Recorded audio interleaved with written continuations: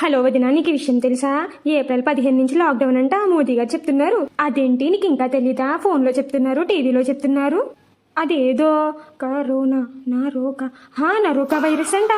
అందుకే లాక్డౌన్ అంట. ఎవరు ప్యానిక్ అవ్వకండి, ఎవరిని ప్యానిక్ చేయకండి అని చెప్తున్నారు. గ్యాస్ కూడా దొరకదంట. అవును, మీ ఇంట్లో గ్యాస్ ఉందా?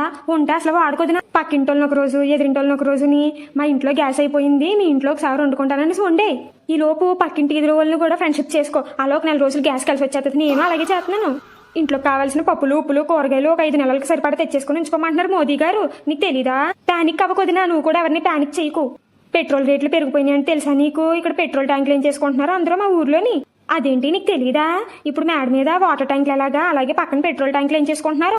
అప్పుడే సగం మంది ఏం చేసుకున్నారు మా ఊర్లోని. మేము కూడా అమావాస్య వెళ్ళాక ఎంచుకుందామని ఊరుకున్నాం. మీరు కూడా ఏం చేసుకోండి. ప్యానిక్ అవ్వకొదినా, నువ్వు కూడా ఎవరిని ప్యానిక్ చేయకు. యుద్ధాలు జరుగుతున్నాయి కదా.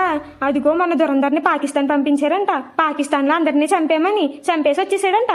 మళ్ళీ అదిగో ఉక్రెయిన్ వెళ్ళి మళ్ళీ అందరినీ చంపేసి వచ్చేస్తాడంట. నీకు తెలీదా? మోదీ గారు పంపించారంట. ప్యానిక్ అవ్వద్దు వదినా, నువ్వు అస్సలు ప్యానిక్ అవ్వద్దు. ఎవరిని ప్యానిక్ కూడా చేయకు. కలియుగం అంతరించిపోతుందంటే 3వ ప్రపంచ యుద్ధం అంట. నీకు తెలీదా? తాగడానికి నీళ్లు కూడా ఉండవంట, కొనుక్కోవాలంట. నాలంటి మంచి వాళ్ళందరినీ శంబాలా పంపించేస్తారంట. చెడ్డోళ్ళందరినీ యష్కిన్ దగ్గర ఉంచేస్తారంట. నువ్వు కూడా యష్కిన్ దగ్గర ఉండిపోతావేమో. ఇదిగో మళ్ళీ ప్రభాస్ని కాశీ వెళ్ళమన్నారంట.